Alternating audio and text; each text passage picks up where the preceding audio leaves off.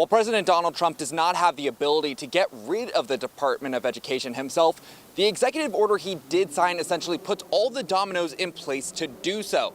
And while Republicans say this will help bring education back to the states themselves, Democrats across the aisle worry that this will just put education at risk. It is a disaster in the making. Connecticut Senator Richard Blumenthal is among those pushing back against the Trump administration. This after the president's executive order aimed at dismantling the Department of Education. We're not doing well with the world of education in this country. The order directed Education Secretary and Connecticut native Linda McMahon to take every necessary step to facilitate the closure of the department and return authority to the states.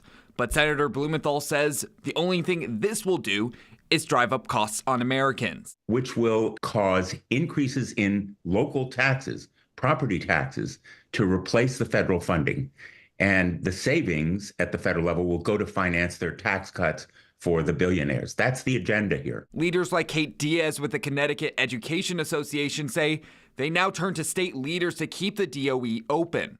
Individuals like Attorney General Tong to fight for us, to go into the spaces and make some noise, because quite frankly, we cannot allow ourselves to devalue public education in this way. In response to the executive order, Secretary McMahon explained how leaders have been discussing folding the Department of Education into other areas of government. I mean, the Department of Justice already has a civil rights office, and I think that there is an opportunity to discuss with Attorney General Bondi about locating some of our civil rights work there.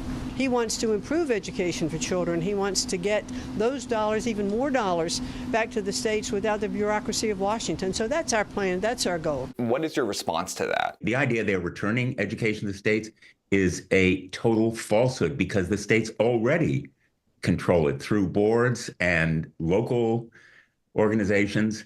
What they're really trying to do essentially is dismantle the Department of Education, but more fundamentally destroy the funding programs. Senator Blumenthal tells me that more actions from the state will be announced in the morning. However, he did not go into details about what those actions would be.